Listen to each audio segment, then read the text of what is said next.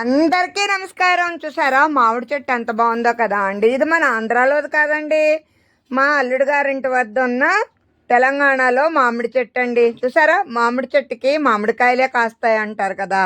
Song కూడా ఉంది కదా అండి, పాడతాను ఏమీ అనుకోవద్దు.